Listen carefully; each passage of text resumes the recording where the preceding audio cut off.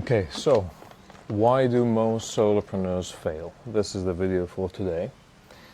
And this is from my own experience, like being a solopreneur and indie hacker since 2018 and seeing many different people fail and succeed. So this is just my opinion. I could be wrong, but this is what I have seen. So I'm going to separate this in 4 phases. So number 1 is like 0 to 1, like where do most people fail when it comes to making their first dollar online, which is like probably the biggest barrier. So the biggest entrepreneurial filters are like multiple, but the first one and the biggest one is making your first dollar online. So I think in that phase, like making your first dollar online, I think the reason why people fail is number 1 because of time. They don't put in the time that is required. So I have been building online since 2018, and even before that 2 years I was building a product. So you can say since 2016 I've been building products, which is close to 10 years at this point. And when I started seriously building indie bootstrap little SaaS products, there were so many people that were way more talented than me, and I really mean it. I'm not humble bragging at all. Like, they were way more talented than me. Like, I was building products and nothing was taking off. No one was liking my tweets. No one was following me. No one gave a fuck. And there were other people that came in at the same time as me, and they built products, and instantly they started making money. They went mini viral, and I was kind of jealous and in a good way, like, oh my god, look at these people, they're amazing.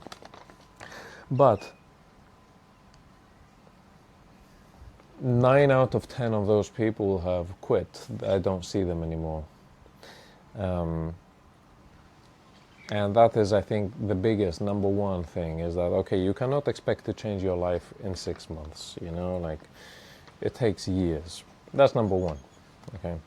Number 2 is that most people at this stage, in the beginning stages, they're picking bad ideas and bad markets. And I was exactly the same, you know, like all my ideas at that point were social network style ideas. For example, imagine if your whole life is you're not an entrepreneur, you haven't worked at a company yet, or maybe you have, but you have never run your own company. I was a university student at this point, and all my ideas were social, because that was my life. My life was a social life, you know. I would go out with my friends for coffee, or I would go out with my friends to have drinks. So all my ideas at that point were, you know, like a social app where you can decide with your friends where to go out for a drink, you know, stupid ideas like that. And I mean stupid in the sense that they're not good business ideas. There might be good ideas in general because, you know, like everyone would want an app like that, but it doesn't make money. It's not like a good market. A good market, I would define a good market as a market that is not a winner-take-all market, and you see multiple people winning at the same time, making the amount of money that you're aspiring to make. And it is a type of market that you can use channels that you already have, acquisition channels, distribution channels, like a Twitter account, or anyway, you know the ropes around that market. That's how I would define a good market. So number 1, not enough time at this stage, picking bad ideas and bad markets, but this is unavoidable, right? Like you have to build many products to see, okay, that was a shit product, you know, like no one paid for that, and you start improving.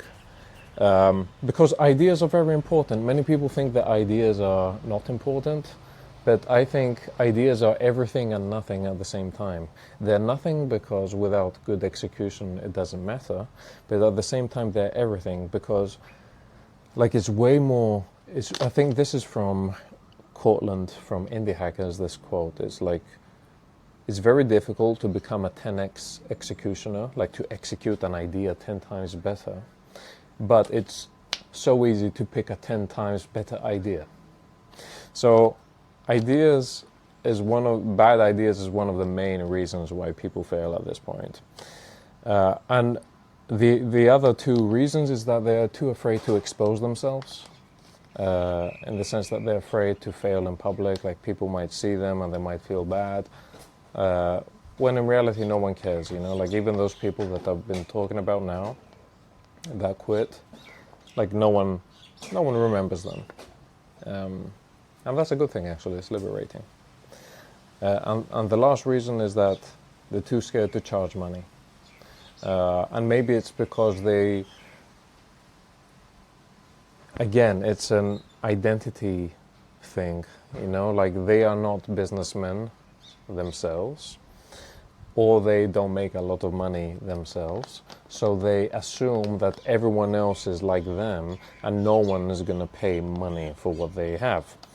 I will never forget the day when I first started taking Cyberlease seriously, because it was growing and I felt, okay, you know what, this could be a business. And I needed like this new software tool, and I whipped out my credit card to pay. And I was punching in the numbers, and I was thinking in my head, when was the last time I did this for myself? Like, even a $10 per month subscription for my mental health, I would not pay back then. But for my business, I took out my credit card and I started punching in the numbers. So I realized that, okay, B2B is not that hard actually to make people pay, because if someone is running a business, it's actually pretty easy for them to pay. And then the more you grow, like now that I'm making more money, I'm like, okay, it's not that difficult to charge $500 a month as I thought it was. And so on and so forth. And I'm sure I'm going to reach other levels where I'm like, okay, you know what, 10K per month is actually not that bad of a deal in some cases. So those are the biggest entrepreneurial barriers, in my opinion, when it comes to making your first dollar online. Those are like the big battles you have to face. Then in the next phase is when you're making a little bit of money, but you cannot get to the thousands per month, which is actually life-changing, right? Because from 0 to 1, it's life-changing from a perspective point of view, but it's not life-changing in reality. Like you still cannot live off of that money. But to go from the hundreds to the thousands, it's life-changing. You can potentially, make a living doing what you love. It's like the biggest leap you can do. Life-changing. And at this point, in my opinion, what I see, the biggest barriers and the reason why most solopreneurs and indie hackers fail at this point is that they focus on the product and not on the distribution. So they have this product.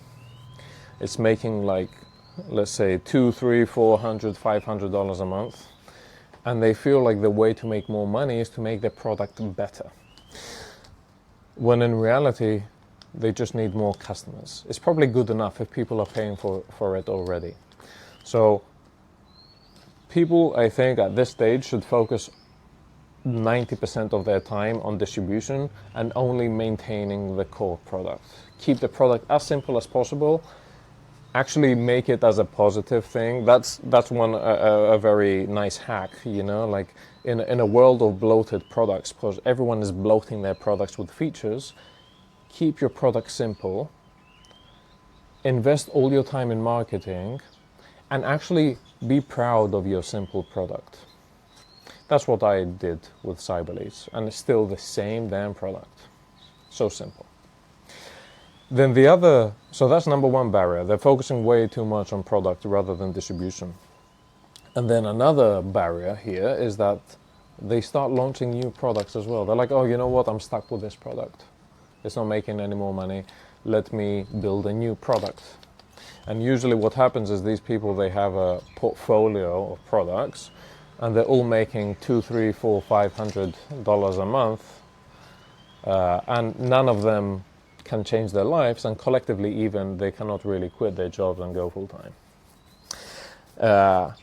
What I think people should do at this point, and what I did, is something that I talked about in another YouTube video of mine. It's called One versus Multiple Products for Solopreneurs and Indie Hackers. It's to not shy away from shiny object syndrome. Like many people, they are very creative.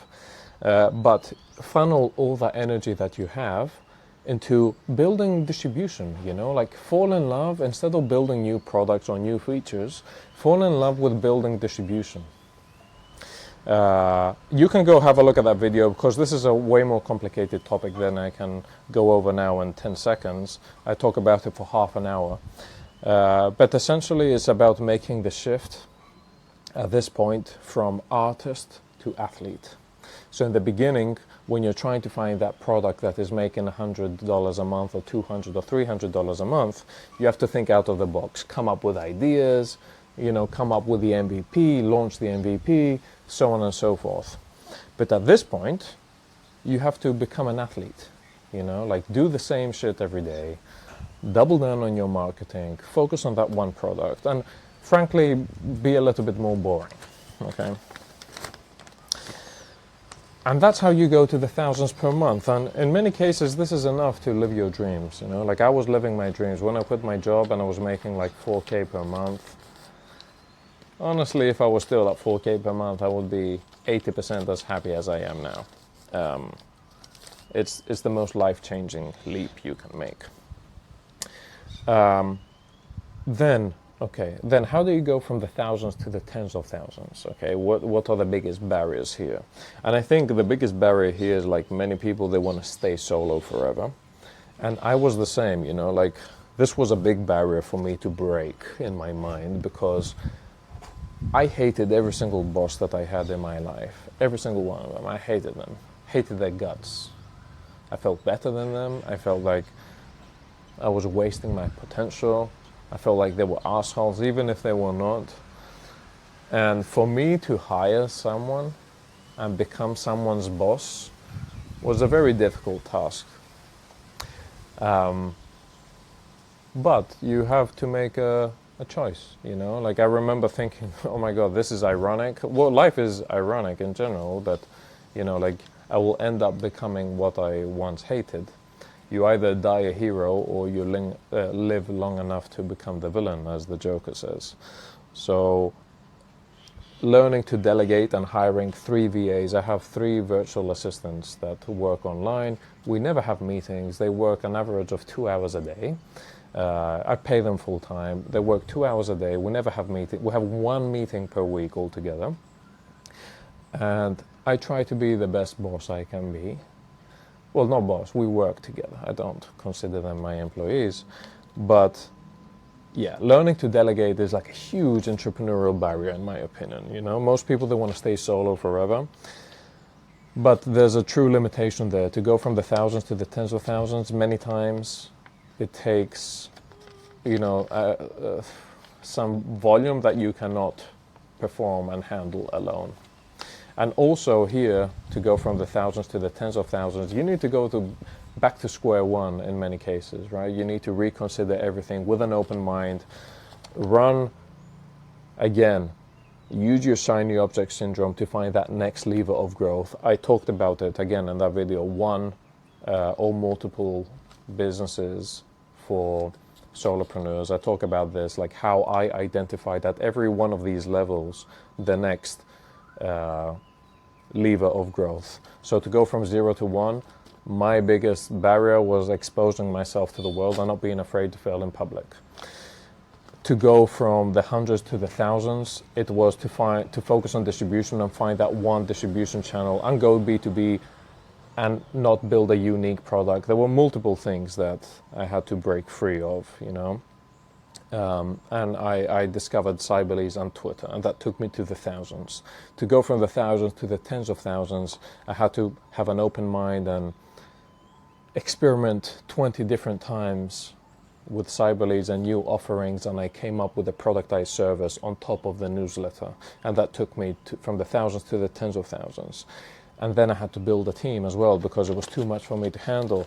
And now I'm at the point where I'm at around 40,000, 43 last month. So I'm at the tens of thousands, and my goal is to get to the million, the 83K per month.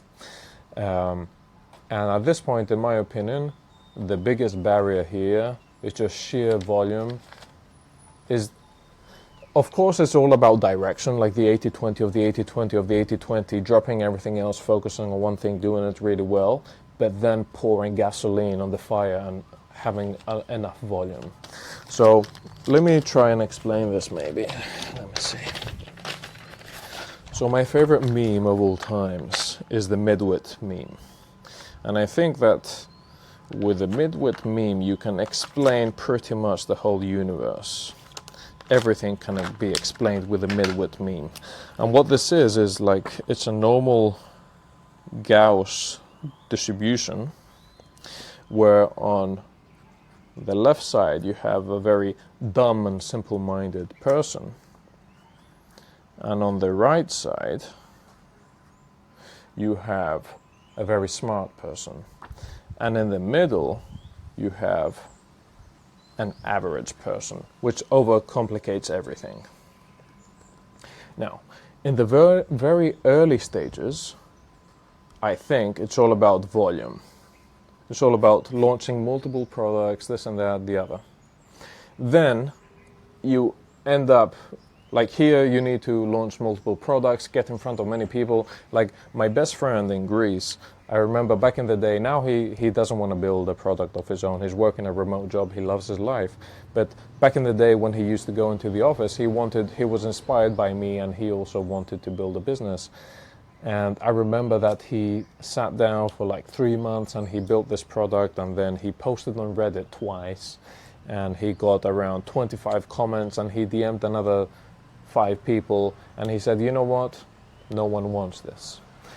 And I remember telling him, okay, so how many people saw your thing? And he said like a total of 45 people, and he was very proud of it.